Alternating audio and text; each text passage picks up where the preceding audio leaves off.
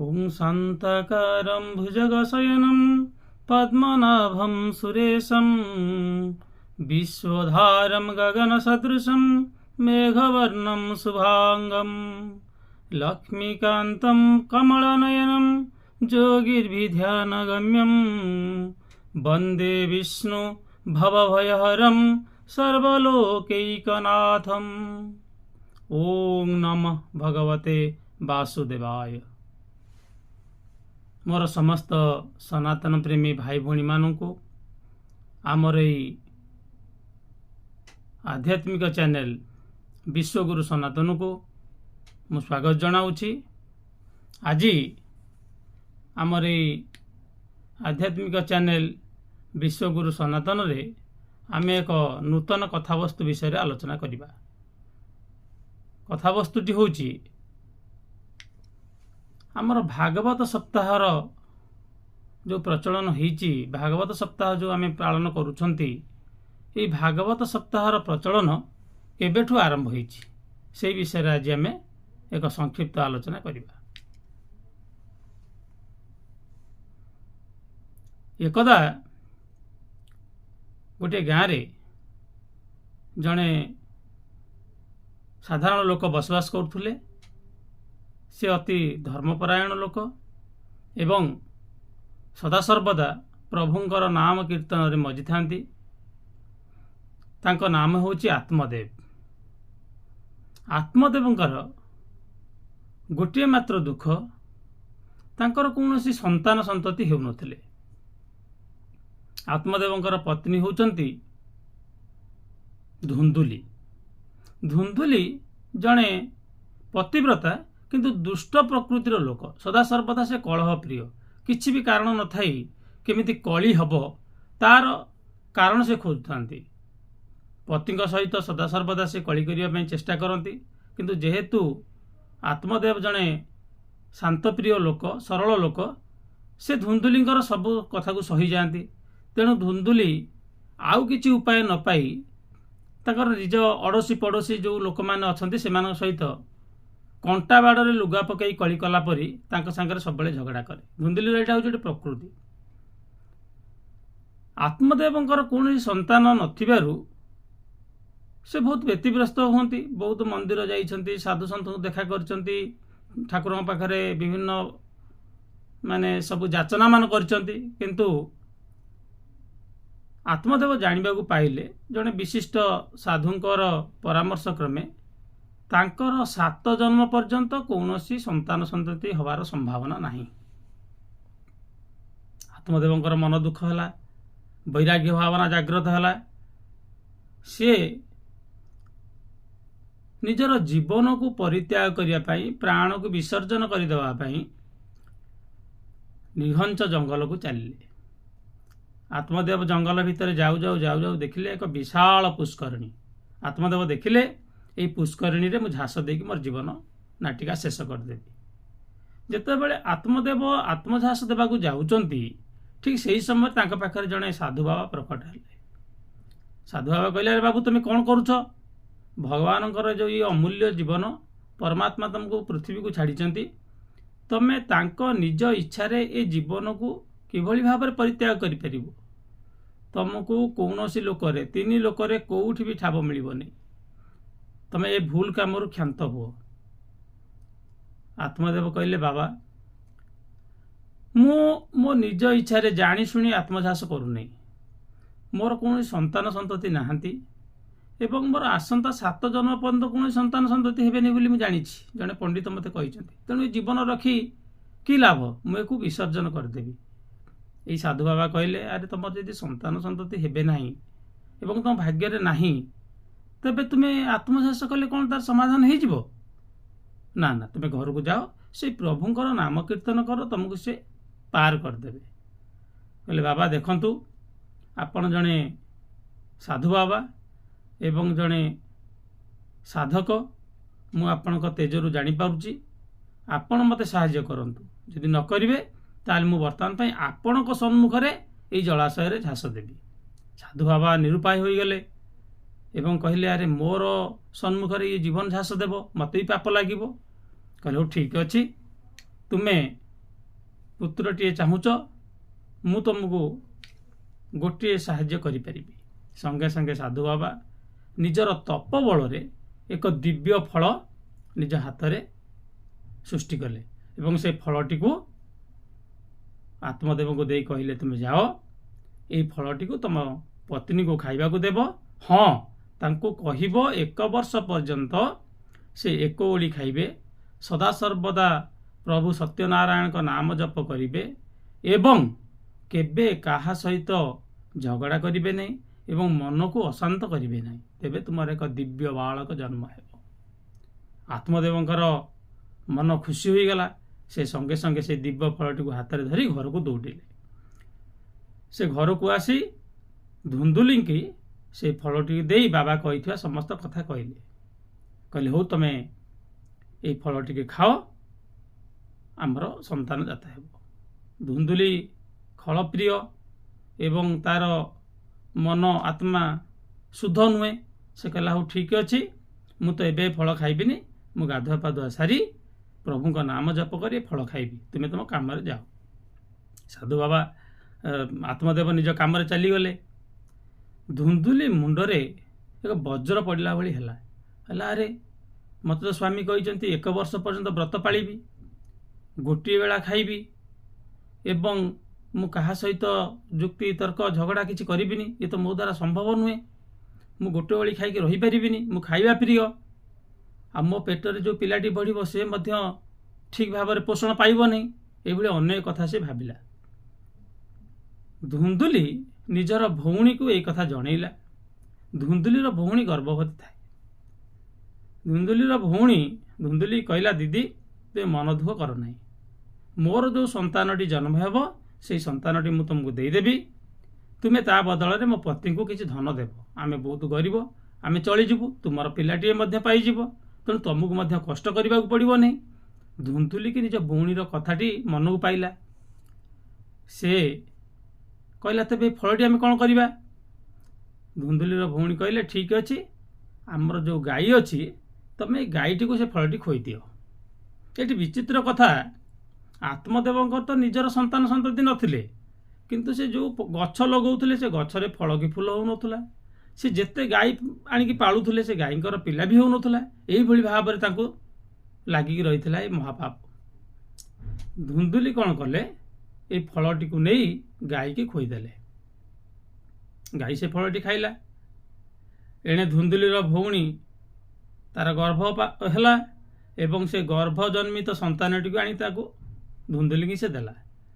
आत्मदेव खुशी हो गले, तांकर संतान होईची एवं से संतानटीर नामकरण करले। बहुत धूमधाम रे संतान नामकरण ला धुंदुकारी, या ना हला धुंदुकारी। एवं ठीक सही समय रे गाईटी खाइथिला से दिव्य फलटी। गाईटी मध्य एक बालक को जन्म कला, अद्भुत बालक। तार समग्र शरीर मनीष परी एवं कान दीटी होची गोरुंक परी। ये अद्भुत बालकटी को पाई आत्मदेव खुशी हो गले। अरे मोर पिलापिली हो नथिले, मो पत्नीकर पिलाटी है, मो गाई भी पिलाटी जन्म करची। जेहेतु ये बालकर कान दुईटी गोरुर कान परी थिला, तेणु आत्मदेव से पिलाटीर नाम रखिले गोकर्ण। धुंदुकारी होची धुंदुली भौणीर पुओ। ताकू बहुत श्रद्धारे बहुत माने प्रेम रे एवं लालन पालन कले। पिलाटीर समस्त अली अझटी को पूरण कले। ये पिलाटी दिन को दिन उग्र रूप धारण कला। विभिन्न प्रकार जो काम करने कथा नुहे, जो काम वर्जनीय राक्षस प्रकृतिर काम सब करने आरंभ करदेला। आत्मदेव कहले छोट पिलाटा बड़ हेले सुधुरी जीव। माँ मध्य तार समस्त दोष दुर्बलता को ढांकिले। किंतु धुंदुकारी दिन को दिन बहुत उत्पात करने को लगिला। धन संपत्ति सब नष्ट कला, धन संपत्ति को अଯଥା खर्च कला एवं ये जो धुंदुकारी धीरे धीरे धीरे धीरे बेश्यासक्त है। बेश्यापुर को जाई बेश्या मान सहित समय अतिबाहित कला। से प्रचुर परिमाण धन संपत्ति घर सब नहीं देला एवं ए सब कार्य को बारण करुले तांकर पिता आत्मदेव। धुंदुकारी पिता को बहुत धिक्कार कला एवं तांको ହାତ ଉଠେଇ ମଧ୍ୟ ବାଡ଼େଇଲା। ଏଇ ଯେଉଁ ଆତ୍ମଦେବ ଏଥିରେ ଅତିଷ୍ଠ ହୋଇଗଲେ। ଦିନେ ମନ ଦୁଃଖରେ ବିଷାଦ ଭାବରେ ବସିଛନ୍ତି, ଆସିକି ପହଞ୍ଚିଗଲେ ଗୋକର୍ଣ୍ଣ। କହିଲେ, ବାପା କ'ଣ ହେଇଛି, କାହିଁକି ମନ ଦୁଃଖ କରୁଛନ୍ତି? ଗୋକର୍ଣ୍ଣ ଆଗରେ ସମସ୍ତ କଥା କହିଲେ ଆତ୍ମଦେବ।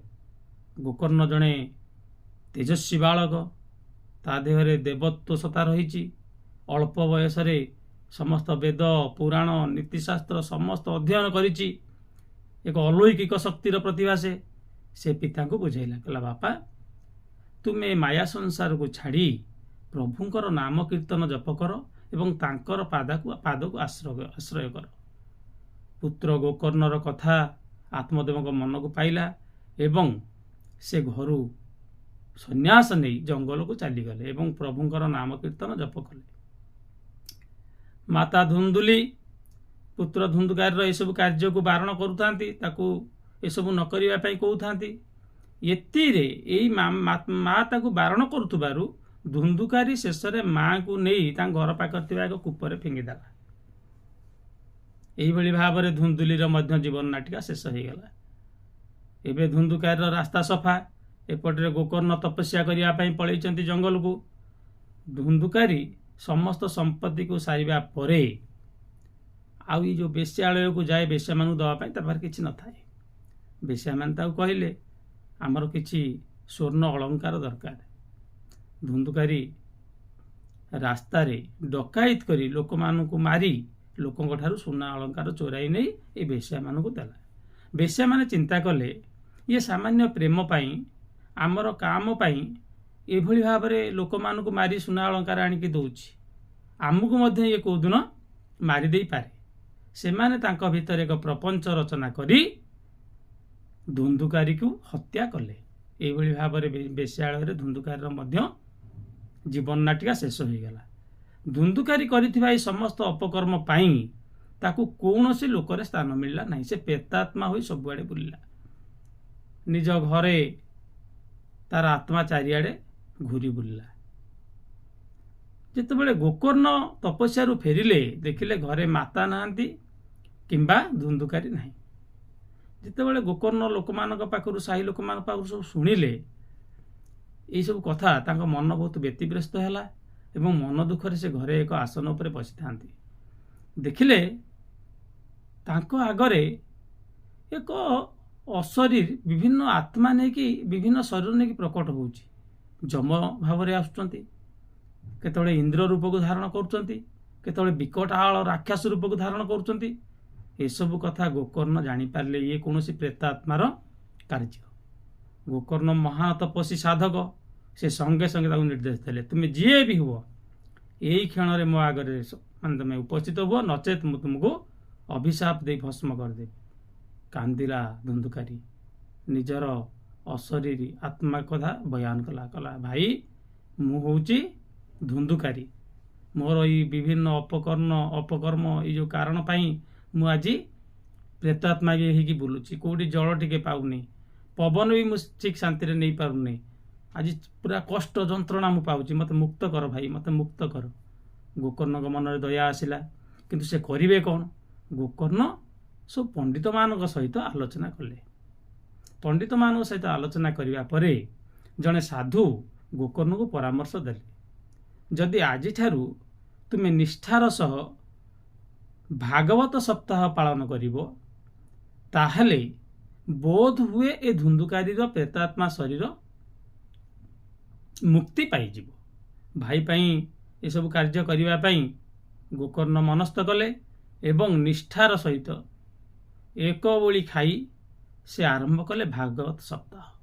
এই ଯେଉଁ ଭାଗବତ ସପ୍ତାହ ଆଜି ଆମେ ସମସ୍ତେ ପୁରପଲ୍ଲୀରେ ପାଳନ କରୁଛନ୍ତି, এই ଭାଗବତ ସପ୍ତାହ ପ୍ରଥମେ ପାଳନ କରିଥିଲେ ଗୋକର୍ଣ୍ଣ। ସେ ଯେଉଁ ଯେତେବେଳେ ଗୋକର୍ଣ୍ଣ ଭାଗବତ ସପ୍ତାହ ପାଳନ କଲେ, ଏକ ବଟବୃକ୍ଷ ମୂଳେ ଏକ ଚାନ୍ଦିନୀ ଉପରେ ଆସ୍ଥାନ ସ୍ଥାପନ କରି ଆସନରେ ବସି ଭାଗବତଙ୍କୁ ସ୍ଥାପନ କଲେ ଏବଂ ସମସ୍ତ ସାଧୁ ସନ୍ଥ ସାହିର ଯେତେ ଲୋକ ଥିଲେ ସମସ୍ତଙ୍କୁ ଡାକି ସେ ଭାଗବତ ଶୁଣାଇଲେ। ଏଇଭଳି ଭାବରେ ପ୍ରଥମ ଦିନ, ଦ୍ୱିତୀୟ ଦିନ, ତୃତୀୟ ଦିନ ଭାଗବତ ସପ୍ତାହ ଚାଲିଲା। ଧୁନ୍ଦୁକାରୀ ଏକ 7 ପବ ବିଶିଷ୍ଟ ବାଉଁଶ ଉପରେ ଆସିକି ବସିକି ରହିଲା। ପ୍ରେତାତ୍ମା प्रथम अध्याय भागवत पर प्रथम दिन भागवत पर बाउंसर गोटे पव भांगीगला, द्वितीय दिन पर द्वितीय पवटी भांगिला, यही भाव में 7 दिन जो दिन होगा बाउंसटीर सप्तम पव भांगीगला। सप्तम पव भांगीगला परे यही जो अशरीरी प्रेतात्मा धुंधुकारी एक दिव्य मानव रूप में दिव्य आत्मा रूप में प्रकट है एवं गोकर्ण को प्रणाम करी कहला भाई तुम पाई आज मु मुक्ति पाईगली एवं यही जो 7 दिन भागवत पारायण शुणी धुंधुकारी को नवापाई विष्णु लोकरु एक दिव्य विमान आसिला। संगे संगे गोकर्ण कहले ये एका दिव्य लोक को जापर नहीं, जदि पारुच जेते लोक भागवत शुणुले 7 दिन पर्यंत तमे समस्त को नियो। विष्णु लोकरु आसीतिबा ए जो वैकुंठर अधिकारी माने कहले हे पंडित गोकर्ण ये समस्ते भागवत शुणी सत किंतु मन मुन चैतन एक करी निष्ठार सहित शुणी नाहांती, सेतिपाई आमे केवल धुंधुकारी को नेकी जीवु। हाँ आपण चाहिए प्रभुंकर निर्देश अच्छे आपण जीवे। गोकर्ण कहले ठीक अच्छी तमे भ्राता धुंधुकारी की नियो किंतु ए समस्त को मु एई भवसागर रु पार न करिवा जाए मुझे दिव्य सिंहासन रे दिव्य जान रे जीवी नाही। तापरे आउ थरे समस्त ग्रामवासी को पंडित मान को डाकी गोकर्णी किभली भाव रे ए भागवत सप्ताह को शुणिया बेले निष्ठा पालन करा जीवो से विषय कहले। समस्ते निष्ठार सहित 7 दिन पर्यंत भागवत शुणिले एवं यही क्रम रे प्रभु नारायण गोकर्ण सह भागवत को निष्ठार सहित शुणी समस्त लोक निजर दिव्य जान रे वैकुंठपुर को नहीं जाते। यही भली भाव रे साधु महात्मा गोकर्ण भागवत परायण करी किभली भाव रे लोकमान को उद्धार करी प्रभु पाख को नहीं जाइतिले एवं निजर पापी भाई को उद्धार करथिले ताहा आज आमे शुणिले। भागवत सप्ताह एक अति आनंद परमार्थ कथा, एको खाली शुणिले हब नहीं, एको शुणिबा समय रे निष्ठार सहित मन को प्रभु निकट समर्पण करी तांकरी कथा चिंता करी शुणिले प्रभु निश्चित भाव में आमको उद्धार करेंगे। आज मोर कथा वस्तु टी मुझे रखुची। जय जगन्नाथ।